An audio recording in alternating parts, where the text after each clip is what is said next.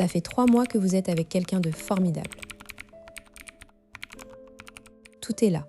La complicité, l'attirance, les projets qui s'esquissent. Pourtant, à chaque fois que la relation pourrait franchir un palier, emménager ensemble, présenter la famille, dire « je t'aime », vous ressentez un étrange blocage. Une boule au ventre, une envie de fuir, des excuses qui fusent. « Pas maintenant, je ne suis pas prêt ».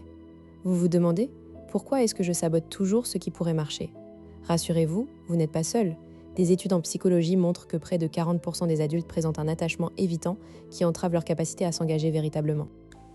Cette étrange paralysie n'est ni un signe de faiblesse, ni un défaut de caractère. C'est le résultat d'un schéma d'attachement que votre cerveau a appris très tôt pour vous protéger. Mais aujourd'hui, ce même mécanisme vous empêche de vivre l'amour que vous méritez.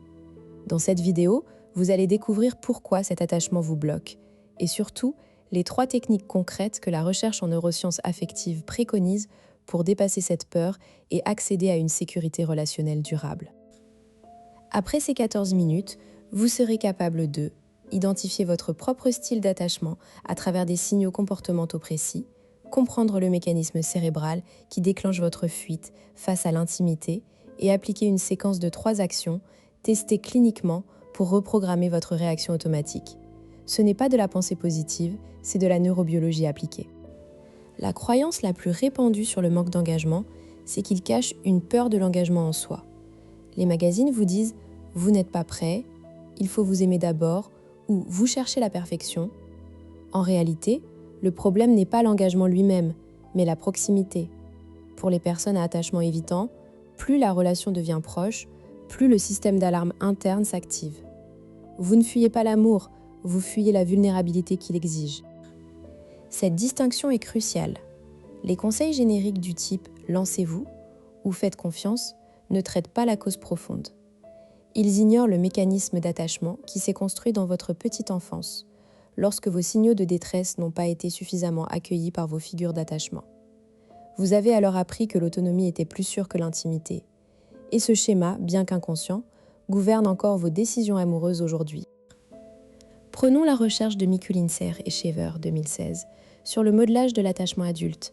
Ces travaux montrent que les personnes à attachement évitant méfiant activent des régions cérébrales spécifiques, le cortex préfrontal dorsolatéral, dès qu'on évoque la proximité avec leur partenaire. Cette activation n'est pas un choix conscient, c'est un réflexe neurobiologique qui inhibe les émotions de tendresse pour vous protéger d'une potentielle déception. Votre cerveau croit encore que la proximité est dangereuse. Le mécanisme caché s'appelle le modèle opérationnel internalisé. C'est un ensemble de croyances sur vous-même et sur les autres, forgées dans l'enfance.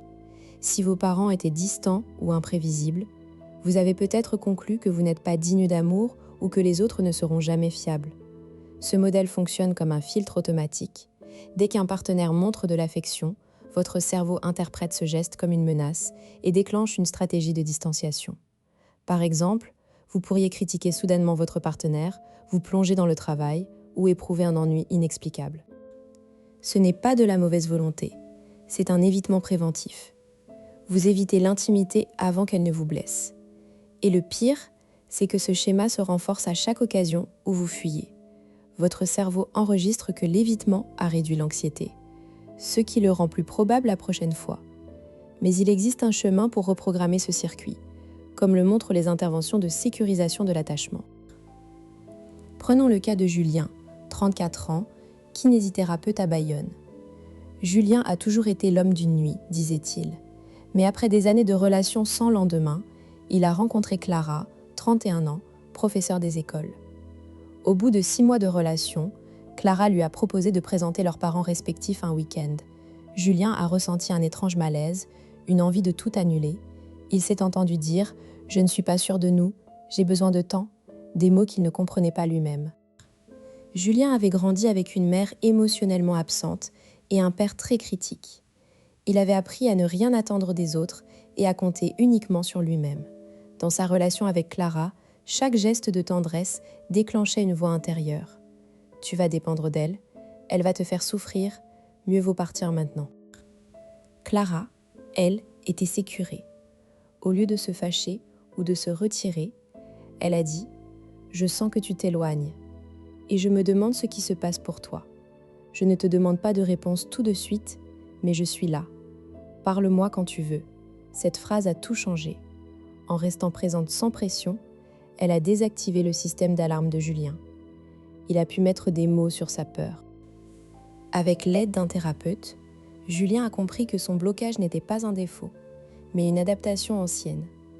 Il a appris à repérer les signes avant-coureurs, cette tension dans la poitrine quand Clara lui disait « je t'aime », cette soudaine envie de critiquer la façon dont elle rangeait la cuisine. Chaque signal était une occasion de choisir autrement. Aujourd'hui, Julien vit avec Clara depuis 2 ans. Il raconte « Au début, je devais volontairement me rappeler que ma peur n'était pas la réalité. Je me forçais à rester près d'elle quand je voulais fuir. Peu à peu, la sensation de danger a diminué. Maintenant, je peux m'abandonner sans panique. » Comment savoir si votre attachement vous bloque ? Le premier indice, c'est la présence de ce que les chercheurs appellent le pattern de distanciation. Vous le reconnaissez quand, après un moment d'intimité, vous ressentez le besoin de vous éloigner physiquement ou émotionnellement. Par exemple, vous repoussez votre partenaire après un câlin ou vous devenez soudainement critique. Un autre signe est la difficulté à dire « je t'aime » d'abord ou à faire le premier pas vers un engagement. Vous attendez que l'autre s'engage pour vous sentir en sécurité. Le deuxième indice est l'existence de critères irréalistes chez votre partenaire. Les évitants ont souvent une liste mentale de défauts chez l'autre qui justifie leur distance. Cela vous arrive-t-il de penser « elle n'est pas assez ceci ou cela » au moment même où la relation devient plus proche? C'est un signe classique. Enfin, si vous avez tendance à vous investir davantage dans des relations à distance ou impossibles, c'est souvent une façon de maintenir une sécurité par l'absence de proximité. Comprendre que votre attachement influence vos comportements n'est pas une excuse, mais une clé. Cela change tout parce que cela dédramatise votre leurre de répétition. Vous n'êtes pas un cas désespéré à qui l'amour échappe, vous avez simplement appris un schéma que vous pouvez désapprendre. Les conséquences sont concrètes. Moins de culpabilité, plus de choix conscients, et la possibilité de vivre une relation sécurisante. L'une des conséquences les plus importantes est la rupture du cycle de l'évitement. Chaque fois que vous restez malgré la peur, vous envoyez un signal à votre cerveau. La proximité n'est pas une menace. Progressivement, votre système d'alarme se calme. Une autre conséquence est que vous devenez plus sélectif et vœu. Vous ne choisissez plus des partenaires inaccessibles, mais des personnes disponibles et stables. Voici la première technique, que j'appelle le contre-argument. Quand vous sentez monter l'envie de fuir, prenez une feuille et notez le discours intérieur qui vous traverse. Par exemple, je vais me faire avoir, je perds mon indépendance. En face, écrivez un contre-argument factuel. Jusqu'ici, cette relation m'a apporté du soutien et de la joie. Je peux rester tout en conservant mes espaces personnels. Répétez ce contre-argument à voix haute. La recherche montre que la verbalisation permet de rééquilibrer l'activité des 2 hémisphères cérébraux et de réduire l'anxiété en moins de 2 minutes. Deuxième technique, l'exposition progressive à la vulnérabilité. Choisissez un petit geste d'intimité qui vous met légèrement mal à l'aise, comme tenir la main de votre partenaire plus longtemps que d'habitude ou lui confier un souci mineur. Tenez-le pendant 10 secondes en respirant calmement. Notez ce que vous ressentez. Augmentez progressivement le niveau de vulnérabilité chaque semaine. L'idée est d'habituer votre système nerveux à la proximité sans déclencher l'alarme. Troisième technique, le dialogue d'attachement sécurisé. Lorsque vous vous sentez poussé à fuir, dites à votre partenaire une phrase comme « J'ai une émotion qui monte et qui me dit qu'il faut que je parte. En réalité, j'ai besoin de toi. Est-ce que tu peux rester près de moi sans demander de changement tout de suite ?» Ce genre de communication désarme les mécanismes de défense et permet à votre cerveau de vivre l'expérience paradoxale de la vulnérabilité accueillie. Répétez-le régulièrement. Et si je suis vraiment mieux seule, c'est une question légitime. Certaines personnes sont épanouies célibataires, et ce n'est pas un problème en soi.